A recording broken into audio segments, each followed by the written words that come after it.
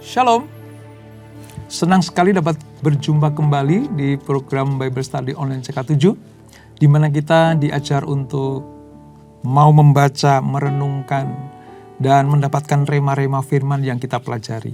Nah, hari ini kita akan masuk di dalam bab-bab akhir atau pasal-pasal terakhir dari kitab Amsal.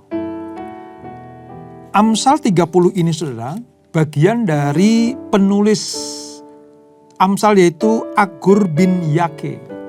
Agur bin Yake. Kan Amsal bukannya ditulis oleh Salomo saja, tapi ada Agur bin Yake. Lalu besok kita akan pelajari tentang Amsal 31, itu ditulis oleh ibunya Lemuel, ya, ibunya Lemuel. Arti ini sebuah pembelajaran di akhir kitab Amsal ini. Nah, sebelum kita membaca dan mempelajari, mari kita minta Tuhan mengurapi kita, menjamah kita, supaya kita mengerti apa yang kita baca dan kita renungkan, sehingga kita mampu melakukan dengan segenap hati kita. Kami datang menyembah-Mu Tuhan.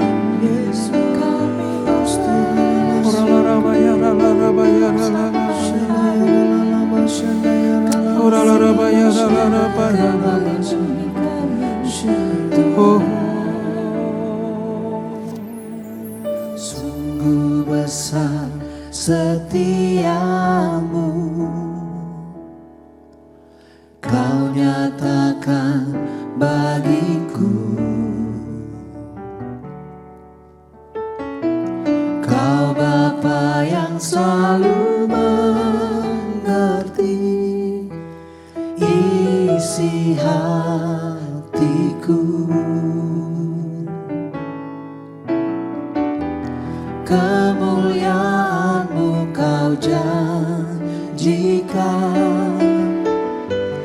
aku tetap percaya. Ku percaya janji-Mu ajaib, terukir dalam kehidupanku. Ku berserah di dalam kekuatan-Mu, ku percaya.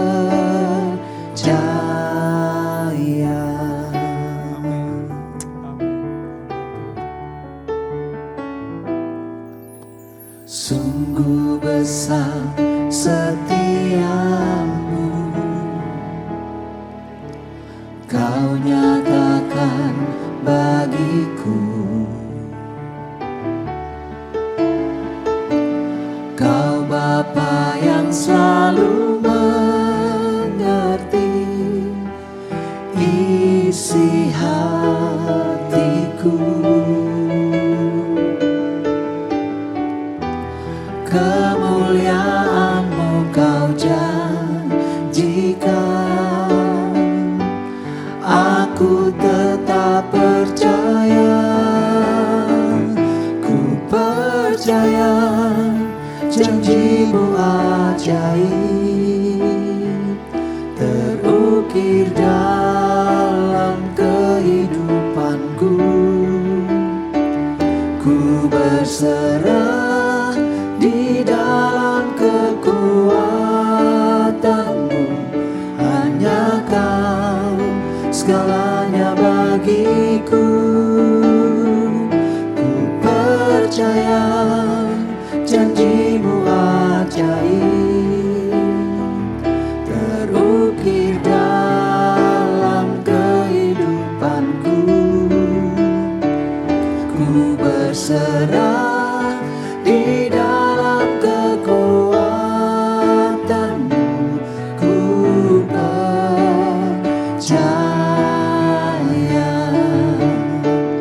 Ku percaya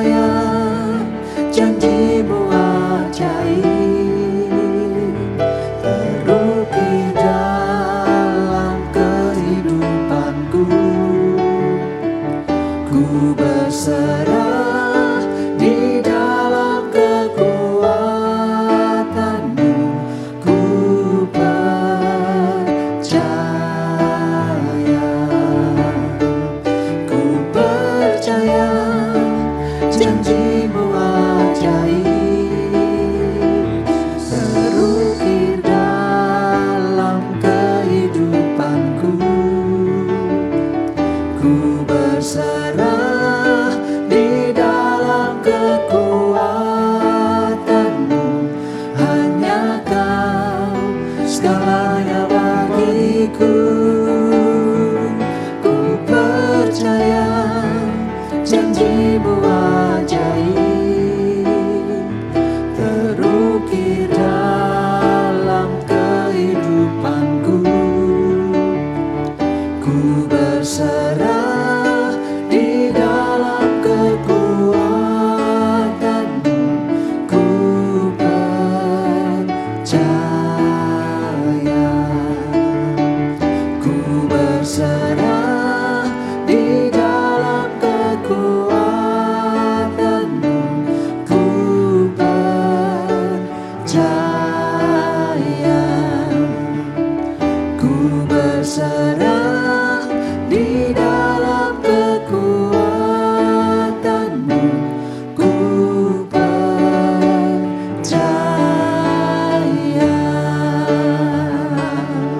Kami percaya, kami berserah kepadamu, Tuhan. Engkau semua bersifat kami. Kami percaya janji-Mu ya dan amin. Oh Yesus.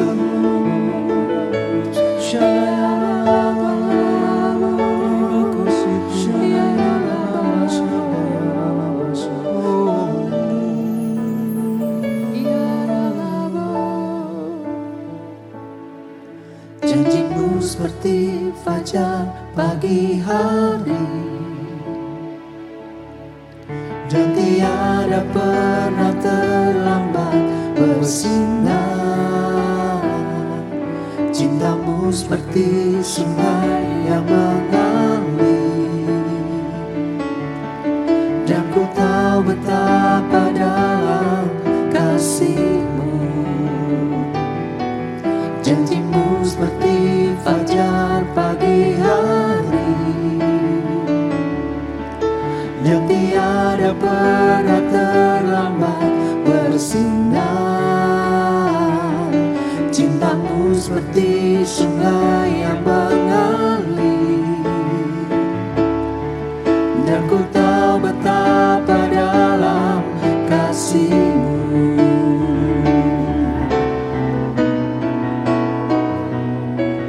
Janji-Mu seperti fajar pagi hari, dan tiada pernah terlambat bersinar.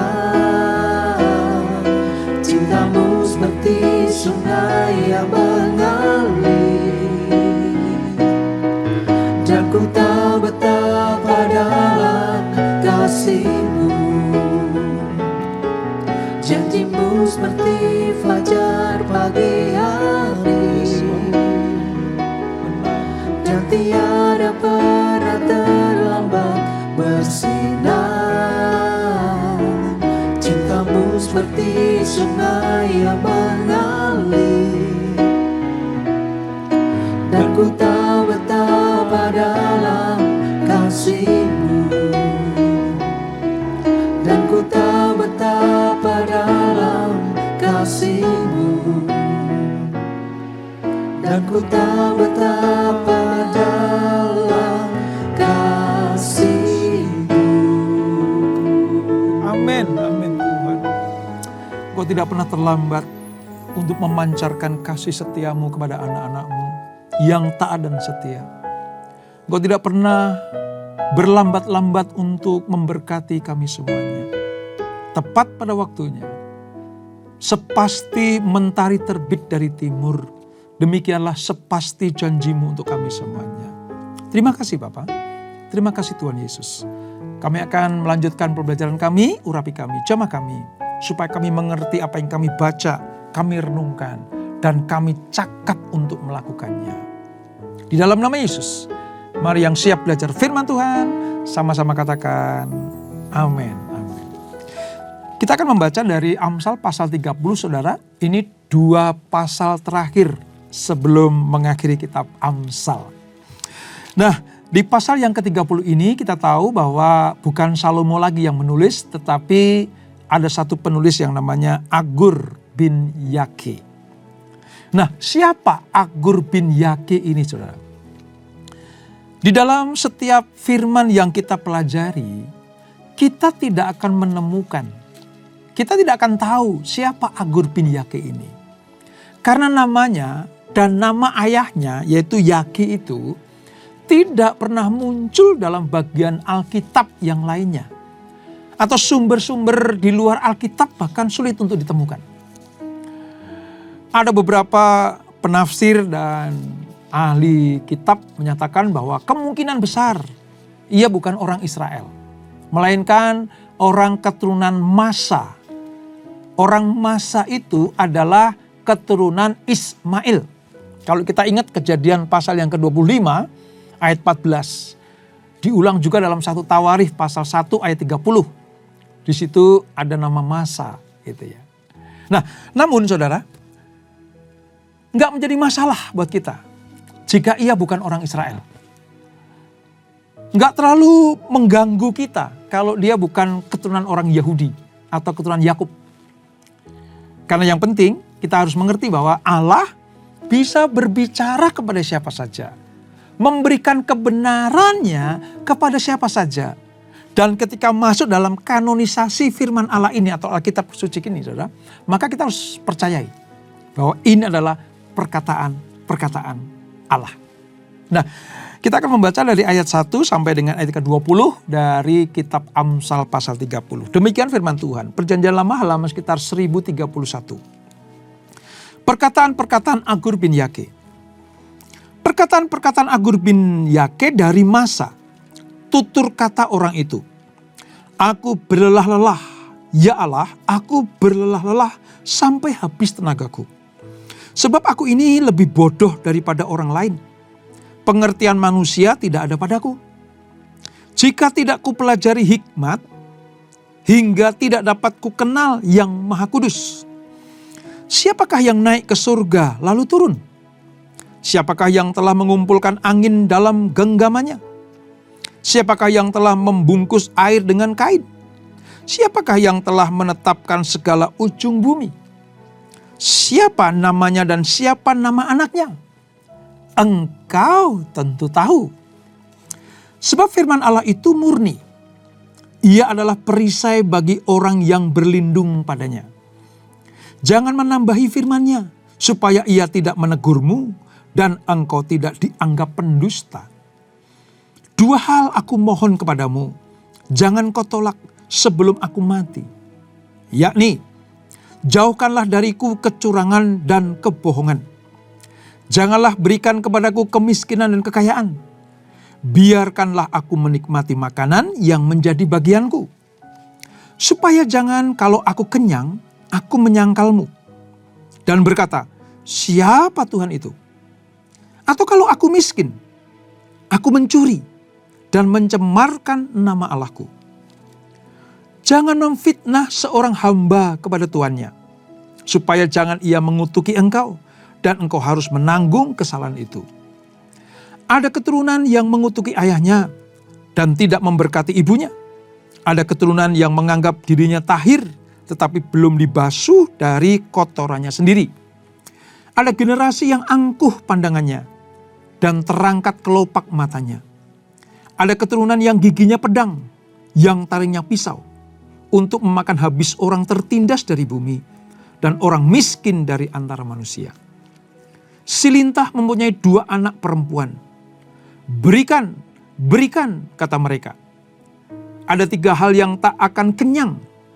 Ada 4 hal yang tak pernah berkata cukup.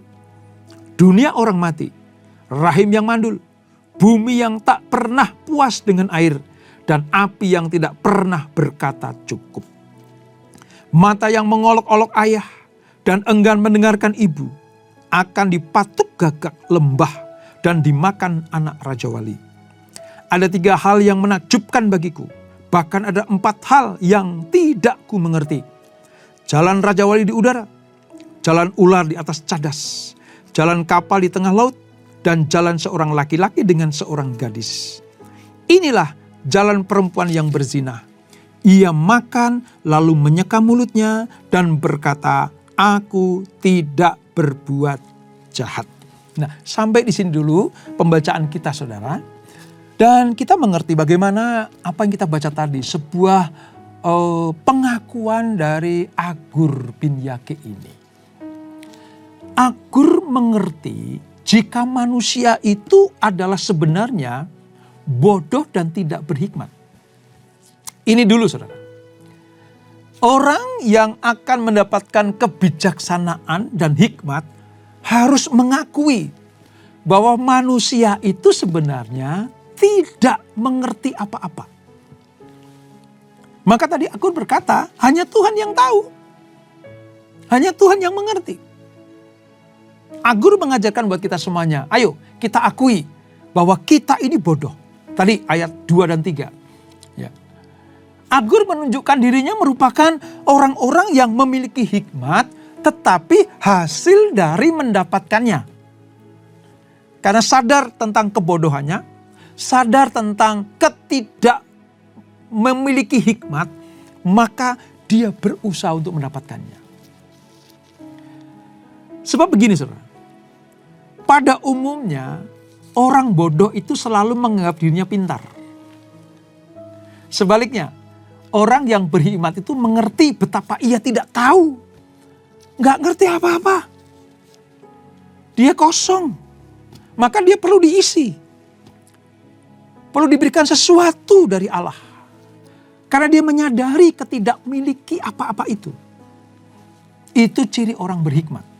Tapi sekali lagi, cirinya orang bodoh itu adalah menganggap dirinya ngerti, pintar, ya, penuh dengan pengetahuan, padahal dia bodoh.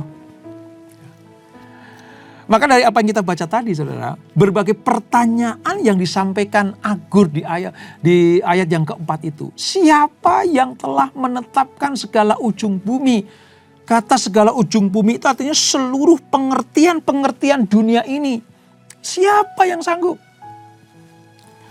Ini tepat sekali seperti Tuhan itu menantang Ayub. Waktu apa?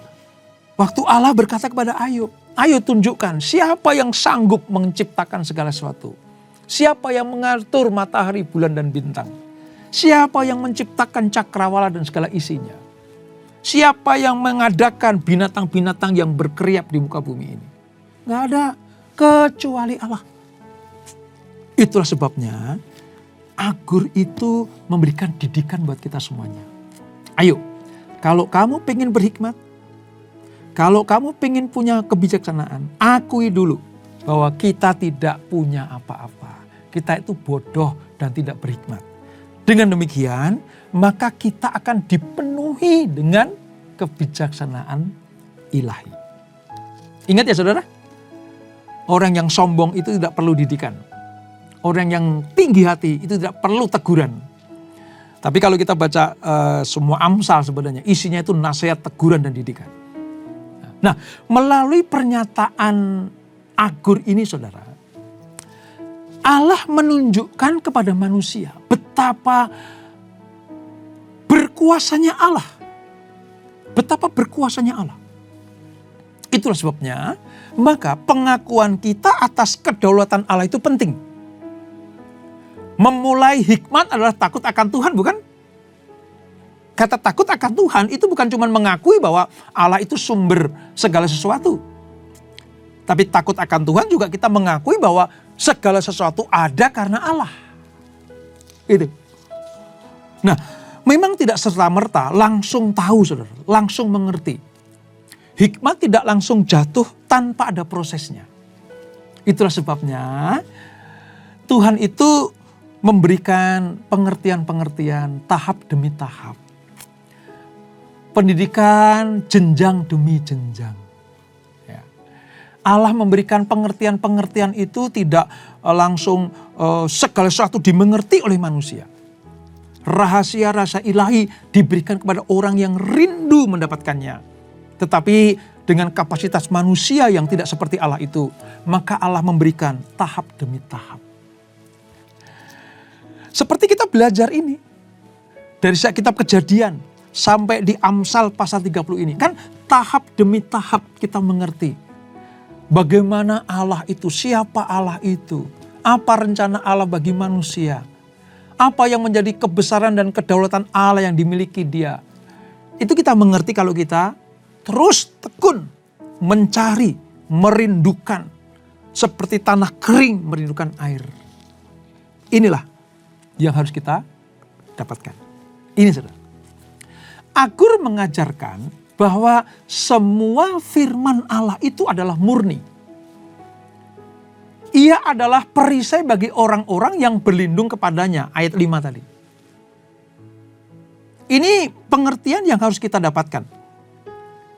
Kata murni artinya ini satu-satunya sumber kehidupan yang harus dimiliki oleh manusia. Pengetahuan dunia itu baik. Pengetahuan dunia itu perlu. Tetapi semua pengetahuan dunia yang dimiliki oleh dunia ini sumbernya harus dari Allah. Itu maka sebabnya pengertian-pengertian ilahi, firman Allah, sabda Allah ini harus menjadi fondasi bagi semua apapun yang terjadi di dunia ini. Entah hikmat, kebijaksanaan, pengetahuan, ya, ilmu-ilmu pengetahuan, itu semuanya didasarkan atas firman Allah yang murni ini. Manusia hanya dapat diselamatkan jika ia menaati firman Allah yang murni ini. Apa sih maksudnya? Maksudnya begini.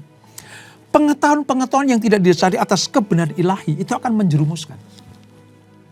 Ilmu-ilmu tinggi manusia, kecakapan manusia, jika tidak ada dalam kerangka kebenaran firman Allah, itu akan membinasakan, saudara.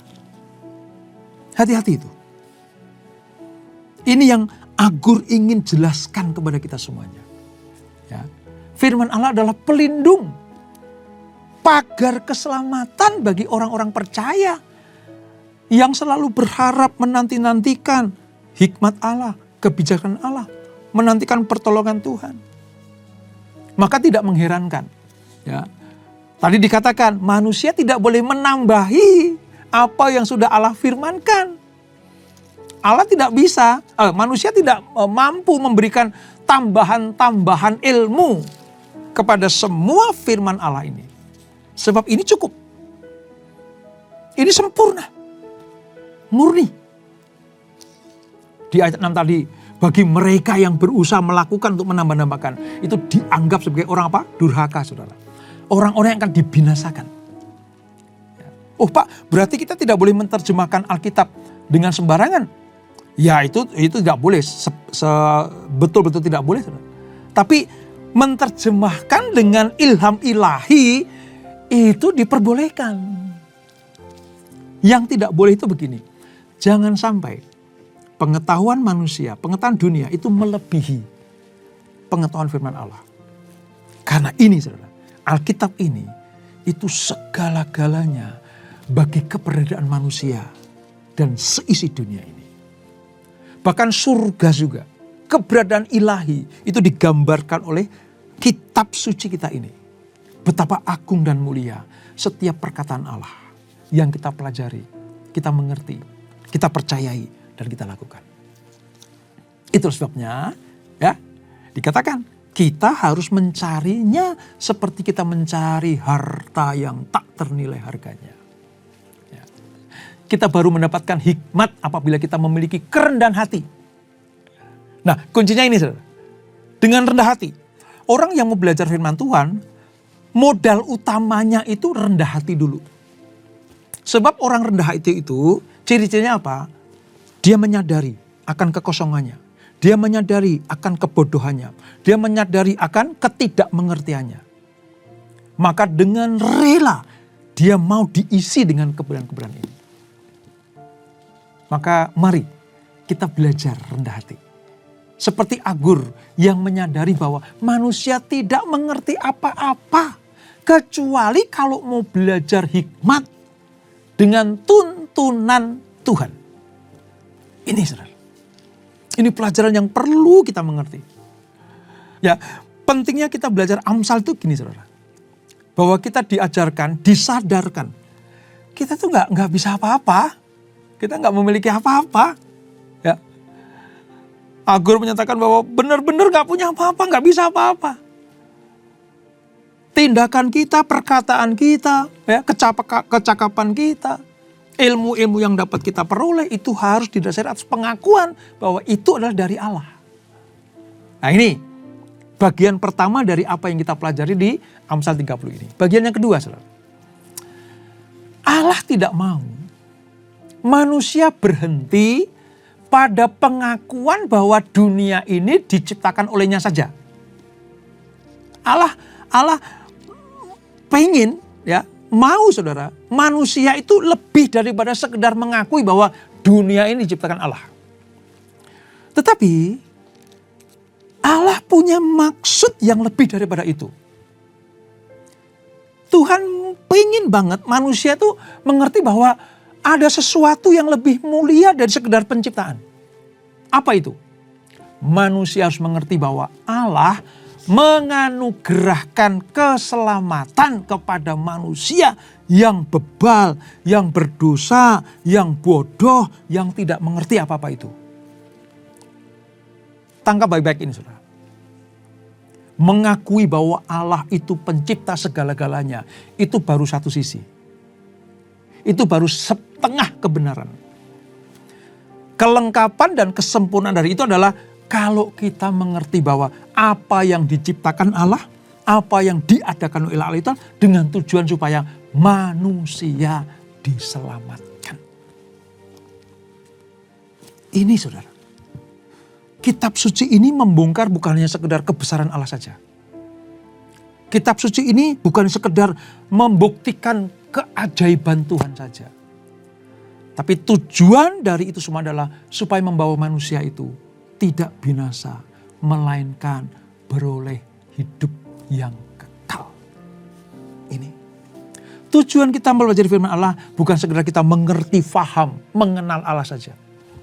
Tapi tujuan kita belajar firman Allah, kita tahu sekarang bahwa Allah punya rencana yang indah buat saudara dan saya. Supaya apa? Mendapatkan kehidupan yang kekal. Melalui firman-Nya, firman yang kudus, yang murni ini tidak boleh ditambah-tambahkan, tidak boleh dikurang-kurangi. Karena sifat firman ini murni, manusia mengerti sekarang. Allah punya dua tujuan. Mengerti akan firman Allah. Dan sadar mengakui bahwa Allah punya rencana untuk menyelamatkan anak-anaknya. Barang siapa percaya kepada anaknya, yaitu Yesus Kristus, dia tidak akan pernah binasa, melainkan beroleh hidup yang kekal. Yohanes 3:16. Itu betul-betul sebuah fondasi tentang pengenalan kita akan Allah dan iman kita kepada rencana-rencananya. Sekali lagi sebelum saya tutup, saya garis bawahi ya, mengenal Allah itu baik. Berjalan di dalam kepercayaan kita kepada Allah itu benar sekali. Tapi lebih daripada itu, percayalah Dia akan menyelamatkan kita lewat semua ciptaannya, lewat semua bukti-bukti yang dapat kita lihat di dunia ini. Kebesaran Allah dinyatakan kepada orang yang akan diselamatkan. Kita berdoa. Bapa, terima kasih untuk anugerah-Mu. Kami mengerti sekarang. Di Amsal pasal yang ke-30 ini kami diajarkan. Bukan hanya sekedar kami dipenuhi dengan pengertian, ilmu tentang mengerti firman Allah. Tetapi kami juga diingatkan supaya lewat apa yang kami mengerti ini, kami direncanakan Tuhan untuk diselamatkan. Apalah artinya kami hafal firman Allah walaupun itu bagus? Apalah artinya kami mengerti firman Tuhan walaupun itu benar? Tetapi kesempurnaan tentang pengertian yang kita pelajari adalah percaya bahwa Yesus adalah juru selamat bagi kami semuanya. Bagi manusia yang berdosa ini. Terima kasih Bapak untuk Amsal 30 ini. Terima kasih untuk pelajaran yang luar biasa ini. Ajar kami terus berjalan di dalam kebenaran firman Allah. Terpuji nama-Mu, Kau selama-lamanya. Sebelum kami berpisah, kami siapkan hati kami terima berkat yang daripada-Mu. Kekasih Kristus arahkan hatimu pada Tuhan. Terimalah berkat kasih anugerah dari Allah Bapa yang berlimpah-limpah. di dalam anaknya yang tunggal Tuhan Yesus Kristus. Dan persekutuan yang manis dalam Roh Kudus menyertai kita semuanya. Mulai saat ini sampai Maranatha. Yesus datang yang 2 kali menjemput kita semuanya. Bertemu di awan-awan yang permai. Menikmati kemuliaan kekal sampai selama-lamanya. Yang diberkati, sama-sama kita katakan amin. Tuhan Yesus memberkati.